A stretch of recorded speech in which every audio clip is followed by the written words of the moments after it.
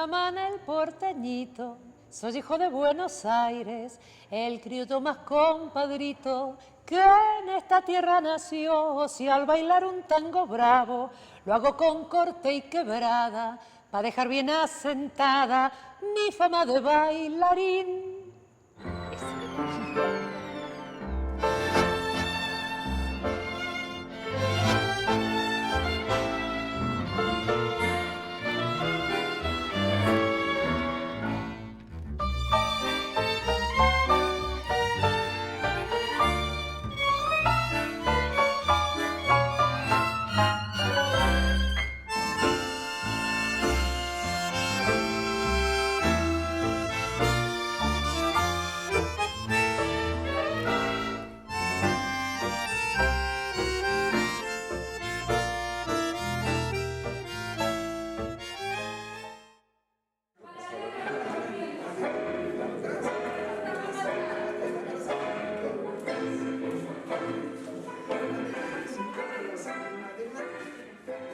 La Argentina es el tango.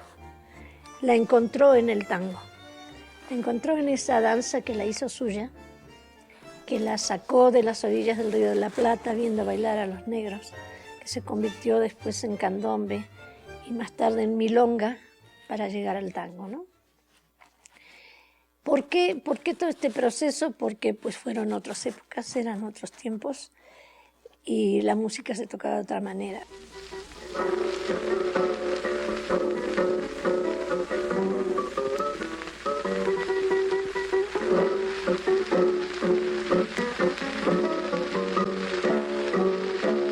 A los chirridos del rodar del carretón y que despiertan el guardián Chaca, el alma en pena del boyero va.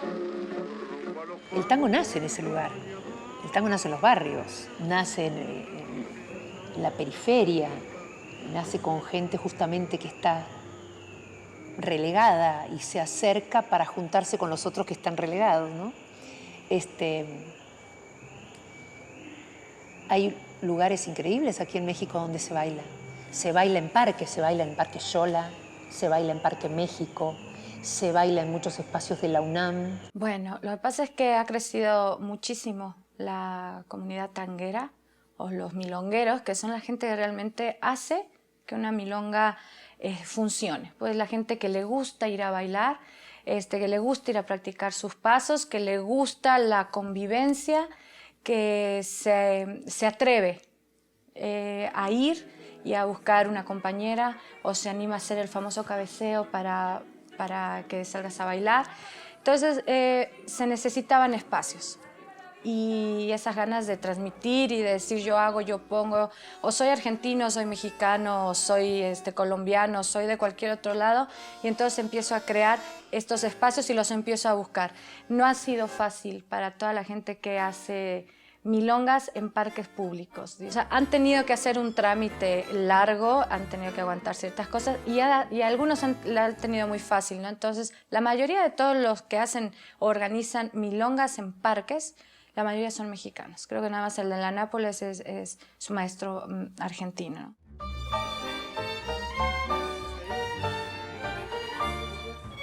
Hay una época de oro, que es la época de 1940, y entonces ahí empezamos a ligar un poco la historia del tango de Argentina o del Río de la Plata con México.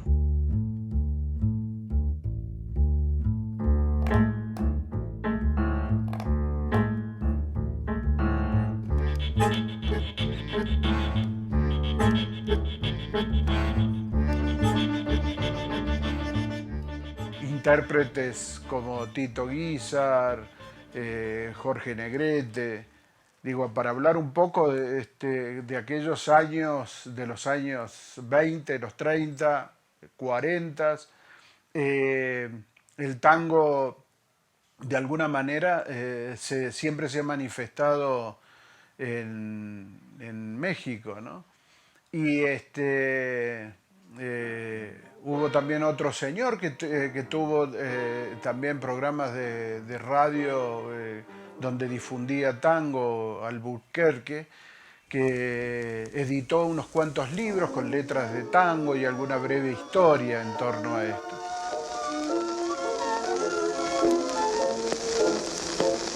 Cuando tú te alejes, vida de mi vida, mi alma llorará de pena.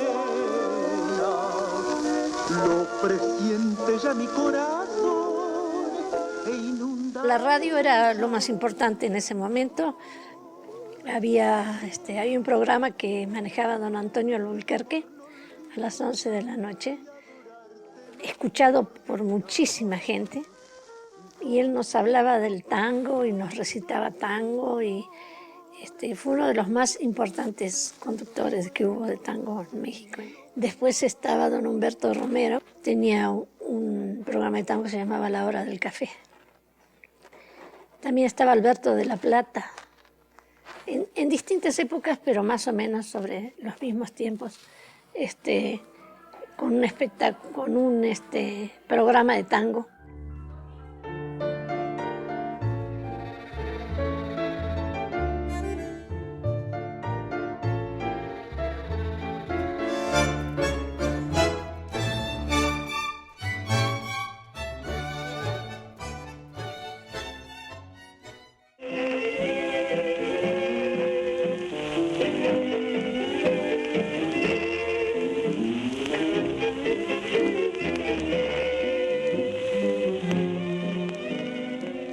Pero más que nada pues fue en el cine, porque vino Hugo del Carril y Irusta, hicieron varias películas aquí en México. En el 45 hubo un gran movimiento de tango, porque fueron muchos mexicanos a Argentina y muchos argentinos a México, ¿no? Fue a Argentina Jorge Negrete, el doctor Ortiz Tirado, Pedro Vargas, y vinieron a México pues allá para quedarse Libertad Lamarque, Amanda Ledesma, Hugo del Carril. Ese fue un movimiento cultural bastante fuerte en los años 45, 40 y tantos.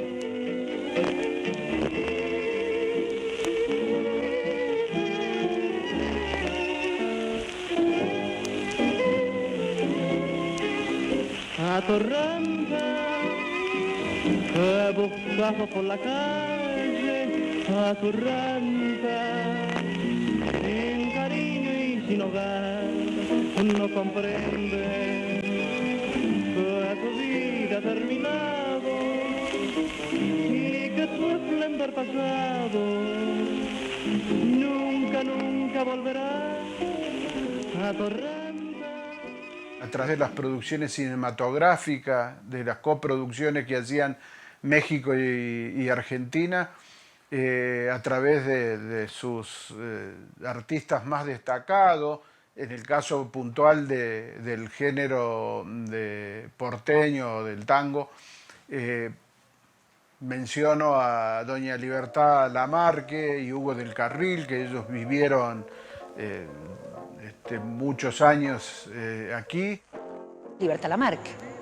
La señora hizo más de 40 películas en Argentina y más de 40 películas en México, y en cada película que hizo en Argentina estrenaba un tango.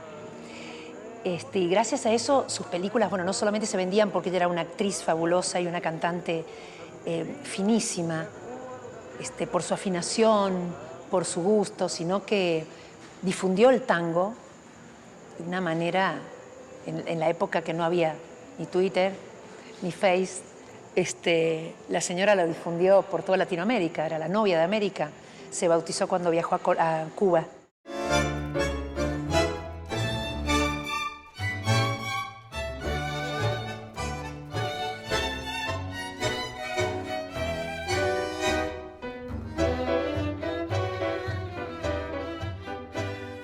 De los personajes más emblemáticos de ese quehacer fue Gastón Martínez Matiella, fundador de la Peña Los Muchachos de Antes. Él fue creador también, junto con esta peña, con los que integraban esta peña, del programa 100 años de tango, que hasta el día de hoy todavía se emite por Radio UNAM. y también el fundador de la Academia Mexicana de Tango, y vale la pena destacar que es de los pocos extranjeros que han formado parte de la Academia Nacional del Tango en Buenos Aires. Esa es un poco la figura de Gastón, ¿no?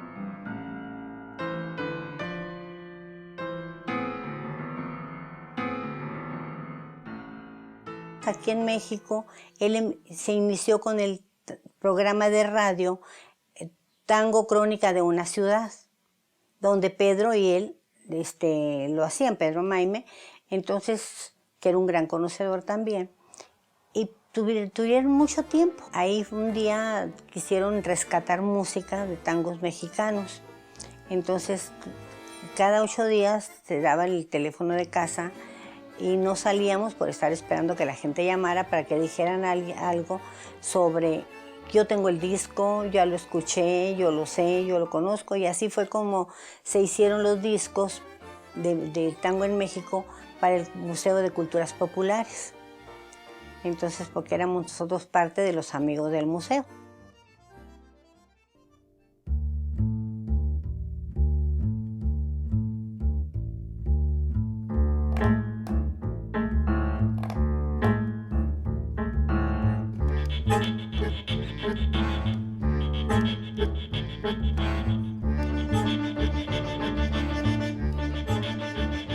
Hasta que un día le habló el licenciado Martínez Franco, Fernando Martínez Franco, y fue cuando se reunió a varios tangueros, el doctor Pérez Tamayo, Alejandro fue después, y Jorge Ingel Hinojosa, y se empezaron a reunir en casa de cada quien cada mes, y se formó la Peña de Tango Los Muchachos de Antes.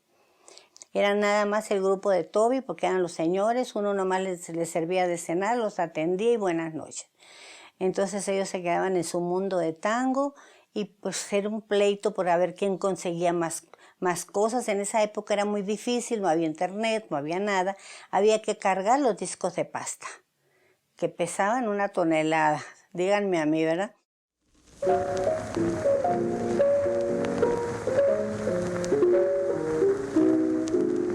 Mis queridos amigos, voy a hacerles sentir ahora un tango de mi película, La Sangre Manda. Dice así: chin, chin, levantemos las copas, chin, chin, es la hora de beber, chin, chin, pasar así la vida, oyendo un tango, brindando al placer, chin, chin, levantemos. Gastón, porque ya tenía correspondencia con el señor Pompeyo Escala Parejo, que él tenía en Radio Rebelde un programa de tango 2 días a la semana. Ya le platicó que el señor Suárez, que era dueño de la radiodifusora más importante de La Habana, se había llevado al trío Irusta, Fugazotti de Mare, uno de Argentina, otro de París y otro de Colombia, porque estaban en diferentes lugares porque se habían separado, y que se los llevó y le grabaron 51 días así a él, y durante todo ese tiempo, todo ese material. Entonces, cuando vino la revolución, como Pompeyo tenía su programa de radio ahí, le dijo un compañero de él: Pompeyo, acabo de rescatar esto, en ninguna mano puede estar mejor que en las tuyas. Entonces Pompeyo pues tenía ese tesoro y no sabía la verdad qué hacer con él, porque ni los medios ni los recursos en La Habana.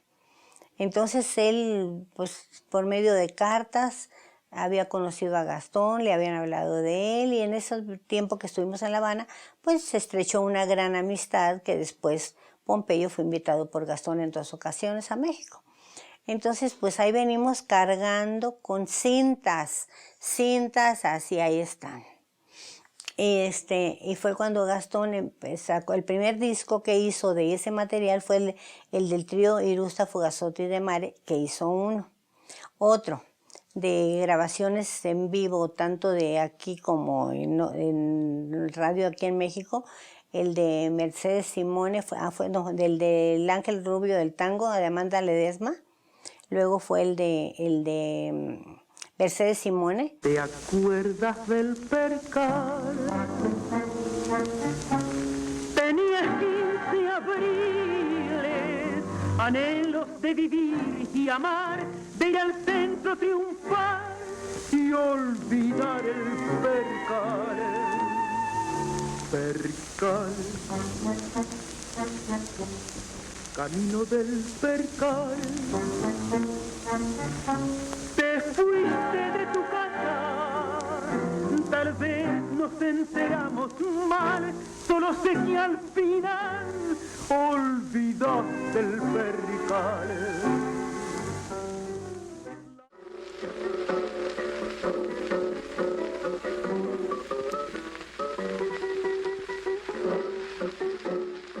Se funda la academia aquí en México con la invitación de Horacio Ferrer, Héctor Negro, don José Govelo, en Bellas Artes, un 5 de septiembre de 1994. Desgraciadamente Gastón no pudo disfrutar la academia porque él falleció al año siguiente. Leguas y leguas tragan su rumiar.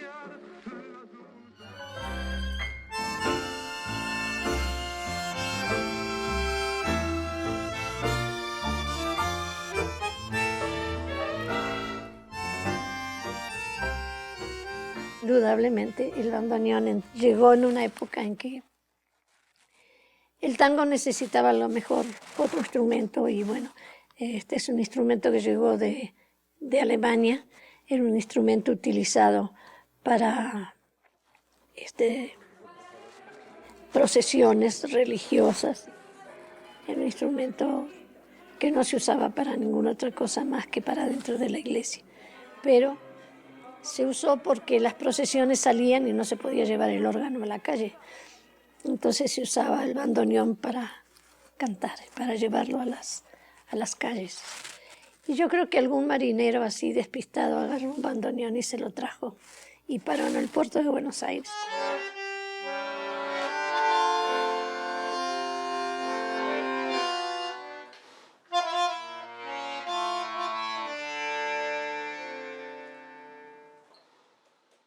Yo empecé a estudiar el bandoneón a los 8 años de edad y a los 10 años toqué por primera vez un tema. No voy a entrar en la cuestión pedagógica porque suelo contarle yo esto mucho a los alumnos míos, ¿no? Pero a los 10 años toqué el primer tema en bandoneón y el primer tema que yo toqué es Ella de José Alfredo Jiménez.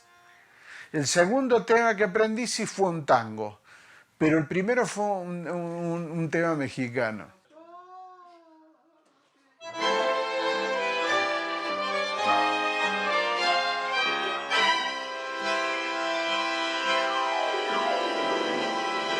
Bueno, la orquesta mexicana de alguna manera tiene un nacimiento, yo me atrevería a decir que fortuito o azaroso, porque un austríaco que vivía aquí en México, él era parte del cuerpo diplomático de la Embajada de Austria, un día en una presentación se acercó y me dijo que quería aprender el bandoneón. No hago la historia demasiado larga. Yo no había dado clase y él me insistió tanto, empecé a darle clase y bueno, y así fue como fui dando los primeros pasos, ya llovido desde aquella época, y luego fueron apareciendo otros jóvenes mexicanos con el interés de aprender de este instrumento.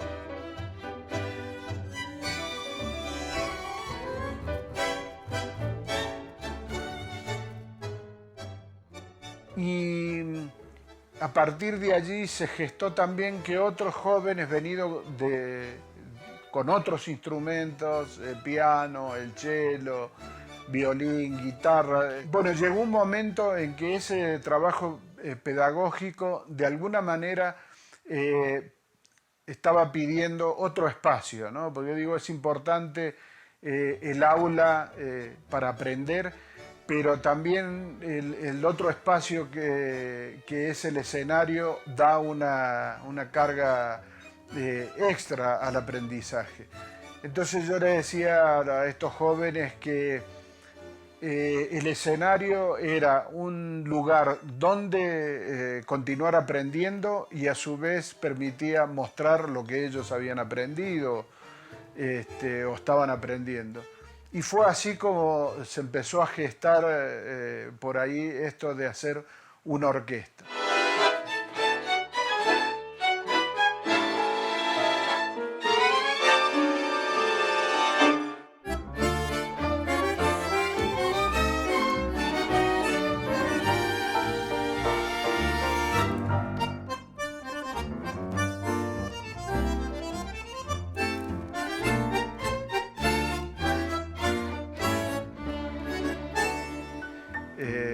Siempre digo lo mismo, está integrado totalmente por mexicanos y eso me incluye a mí porque yo ya después de vivir, yo he vivido más de la mitad de mi vida en este país y estoy nacionalizado y históricamente no solamente por lo que me otorga la Constitución, sino porque históricamente estoy ligado a este país que es mi casa y llegado el caso, digo, bueno, en tal caso soy el arroz negro, el frijol negro en el plato de arroz, porque todos los demás chicos son todos mexicanos.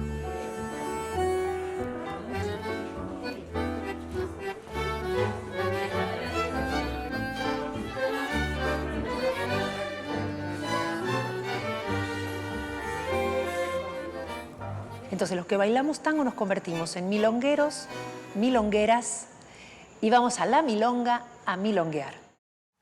A través de la milonga estos jóvenes empiezan a escuchar música, empiezan a diferenciar los estilos de las orquestas, las épocas y eso finalmente ha derivado en que en nuestros conciertos aparezcan estos jóvenes deseosos de bailar o de cantar o de aprender algún instrumento relacionado con el tango. Los milongueros somos seres extraños que bailamos al lado contrario de las manecillas del reloj para retener el tiempo. O sea, para que no pasara el tiempo, ¿no? Entonces es un lugar donde la gente se reúne y se para a bailar. Si arrastré por este mundo la vergüenza de haber sido, el dolor de ya no ser, bajo el ala del sombrero, cuántas veces embosada, una lágrima asomada yo no pude contener. El tango es uno solo. Lo que sucede es que la vida evoluciona, la música del tango ha evolucionado, la coreografía ha evolucionado, las letras han evolucionado porque los que escriben hoy tango no escriben lo que escribían en 1910, por ejemplo. Hoy tenemos otros problemas y hablamos de otras cosas. Y por supuesto el amor, que es la base de todo, ¿no? Pero el amor también lo vemos de otra manera.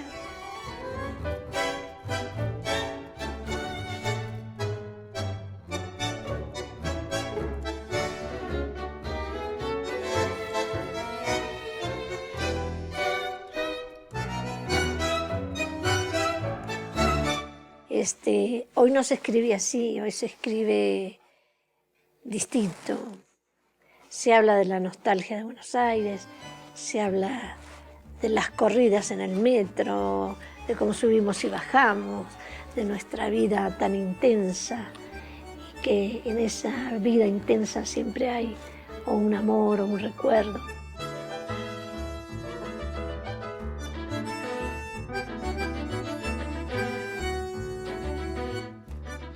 He sido tan ajeno a México y también repito e insisto de que a tal grado es que no hay ningún mexicano que no haya cantado un tango, porque uno de los grandes exponentes de la música universal, yo diría, escrita para niños, que es Francisco Gabilondo Soler, Cri Cri, escribió un tango que lo han cantado todo el mundo, el Che Araña, ¿no?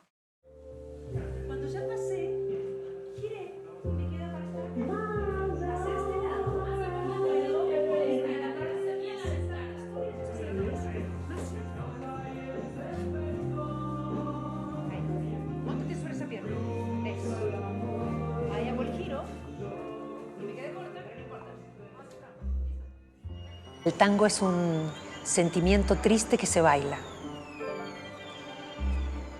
Es una gran definición. Te la digo y me emociono.